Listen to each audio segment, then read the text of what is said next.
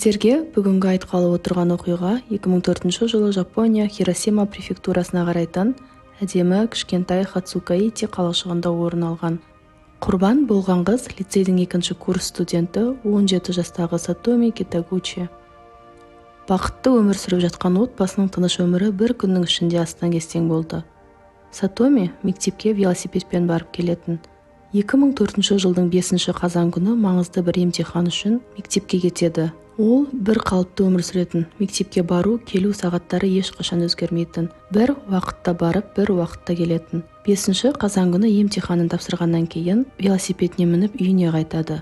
Ата-анасы жұмыс жасайтын, сондықтан үйде оны апасы мен сіңлісі күтіп алатын. Түскі тамағын жеп болғаннан кейін демалып алу үшін жоғары қабатта орналасқан бөлмесіне көтеріледі. Апасы мен сіңлісі сол жақта орналасқан бөлмеде теледидар көріп отырады. Аяқ астынан Сатомидің қатты айғайлаған дауысы шығады. Апасы мен сіңлісі не болғанын көру үшін Сатомидің бөлмесіне қарай жүгіреді. Сатоми жерде қанға оранып жатыр, ал оның жанында бойы 1 метр 60 сантиметр шамасында, шамамен жасы 20-лардағы жігіт тұр. Қолында қан аққан пышақ, үсті-басы қанға оранған. Апасы мен сіңлісі қорқыныштан тұрған жерлерінде қозғалмай қалады. Сіңлісі алдымен есін жинап қаша жөнеледі. Жақын жердегі гүл сатушыға барып, дірілдеп, әпкемді пышақтап кетті, өтінемін көмектесіңіз дейді. Гүл сатушы бірден полицияға қоңырау шалады. Осы уақытта үйдің ішінде белгісіз қылмыскер оны қуып жетіп 4 рет пышақтап үлгереді. Қарт адам ауыр жарақат алады. Біраз уақыттан кейін қылмыс жеріне полиция келеді. Қыздардың апасы телефонның қасында ес-түссіз жатады. Құтқарушылар оны ауруханаға алып кетеді. Ал Сатоми өкінішке орай көз жұмады. Белгісіз ер адам оны 10 рет пышақтаған. Алайда ең ауыр соққы кеуде тұсын жаралаған. Сатоми сол кеуде тұсынан алған жарадан көз жұмады. Жүрегіне жақын орналасқан қан тамырлары кесілген. Полиция қылмыскерге бірден іздеу салады. Оның қашып кететін 2 бағыты бар болатын. Оң жаққа қашса үлкен көшеге шығып, ол жерде қалың адамның ішінен көрінбей кетеді. Ал сол жаққа қашқан жағдайда бос үйлердің немесе аурухананың ішіне жасырыну мүмкіншілігі жоғары. Полиция маңайдағы бүкіл үйлердің есігін қағып, көршілермен тілдеседі. Ер адамды көрген, қай бағытқа кеткенін айтып бере алатын адамдарды іздейді. Бірақ бұл әрекеттері ешқандай нәтиже бермейді. Сатомидің апасы ес-түссіз ауруханада жатқандықтан,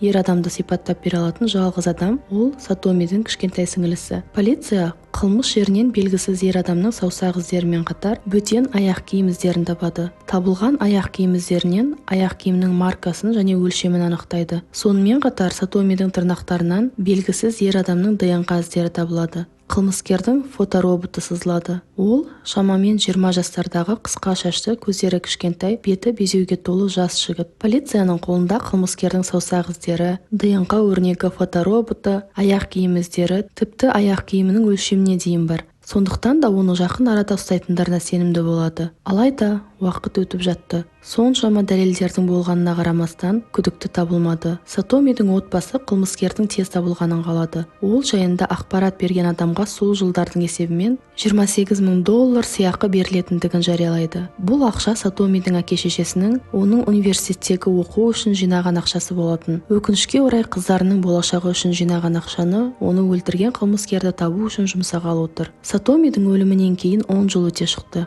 Полиция бұл іс бойынша өте көп күш жұмсады. Жас қыздың өлімі қоғамда да қызу талқыланып, халықты әсерлендірген болатын. Сондықтан да полиция бұл іске аса қатты мән берді. Алайда соншама еңбек жылдар бойы ешқандай да нәтиже бермеді. Қылмыскер жер бетінен жоқ болып кеткендей ғайып болды. 11 жылдан кейін Жапон полициясы америкалық мінез-құлық ғылымдарының мамандарына көмекке жүгінеді. Бұл мамандар қылмыстың жасалуына қарап, қылмыскердің психологиялық портретін жасап береді. Мысалы, әлеуметтік дәрежесін, мамандығын, қылмысты жасау себебін, қылмысты жоспарлы түрде не жоспарсыз жасағанын болжамдайды. Олардың айтуынша бұл қылмыс жоспарсыз жасалған. Өкінішке орай басқа іске жарайтындай ешқандай ақпарат бере алмайды. Жапон полициясы тағы тығырыққа тіреледі. Бұл іс 2018 жылы Сатомидің өлімінен 14 жылдан кейін күтпеген жерден ашыла бастайды. 2018 жылы 13 сәуірде Ямагути префектурасына қарайтын Убе қаласының полиция бөлімшесіне телефон қоңырауы келіп түседі. Қоңырау шалған кісінің айтуы бойынша, олар жұмыс орнында бір құрылысшының басқа құрылысшыны жамбасынан қатты тепкенін көрген. Ол жерге келген полицейлер протокол толтыру үшін екі адамның да саусақ іздері мен ДНК өрнектерін алу керек болады. Бірақ 35 жастағы ер адам қобалжып саусақ іздерін бергісі келмейді. Дегенмен ол жерге келген офицер саусақ іздерін алып, оны базаға енгізеді. Және ол саусақ іздері базаға бұрында енгізілген болып шығады. Полиция қызметкері қатты таңғалады. Ол саусақ іздері 14 жыл бұрын табылған саусақ іздерімен бірдей болып шығады. Содан кейін полиция қызметкерлері Сатомидің тырнақ астынан алынған ДНК өрнегі мен 35 жастағы ер адамның ДНК-сын салыстырады. Сәйкестік 100%. 14 жылдан кейін күтпеген жерден қылмыскер табылып, әділдік орнайды.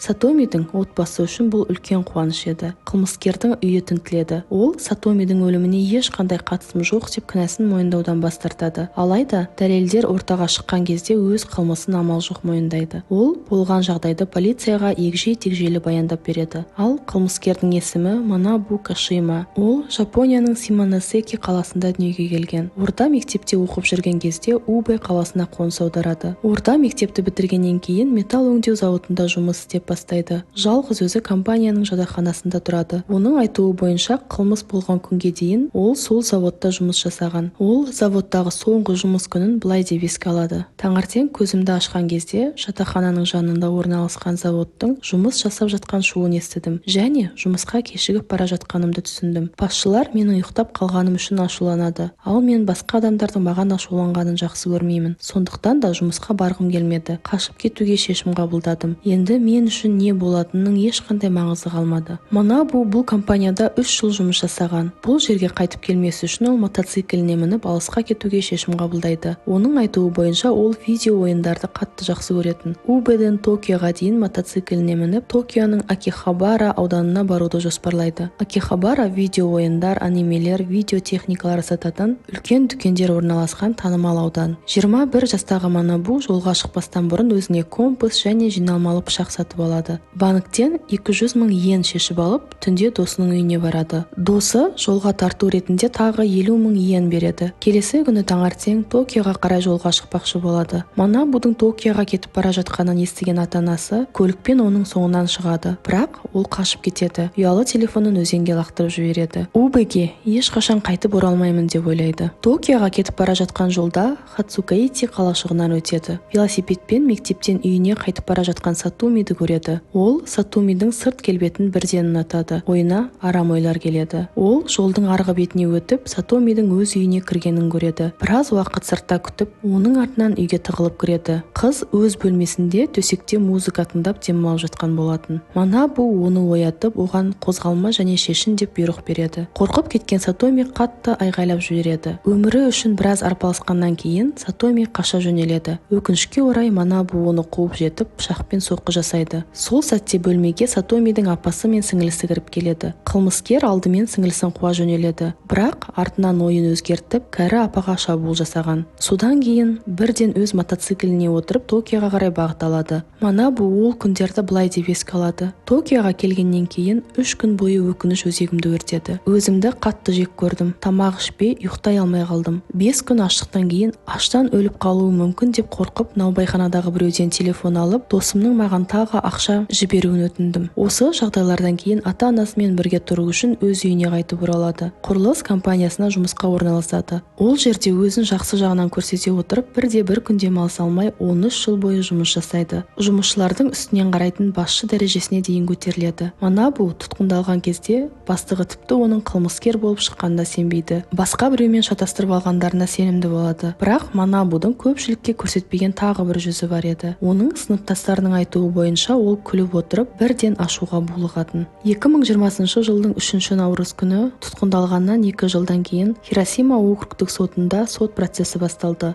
4 рет пышақталып аман қалған Сатомидің апасы ол қорқынышты күндерді былай деп еске алады. Есімді жиған кезде ауруханада жаттым. Бірақ не үшін ауруханада жатқаным, не жағдай болғаны есіме түспеді. Арқамның қатты ауырып жатқанын сездім. Биік бір жерден құлаған шығармын деп ойладым. Бірақ дәрігер пышақталғанымды айтты және абайлап қозғалу керектігін ескертті. Өзімнің пышақталғанымды естігеннен кейін ұлым келіп қаралы хабар жеткізді. Менің аман қалып, Сатомидің қайтыс болғаны мені қатты қапаландырды. Қылмыскердің Сатомидің өлімінен кейін сонша жыл тыныш өмір сүргені әділетсіздік. Сондықтан ол өлім жазасына кесілу керек. Ал Сатомидің кіші сіңлісі былай деді: әр күні ол менен кек алу үшін қайтып келер деген қорқынышпен өмір сүрдім.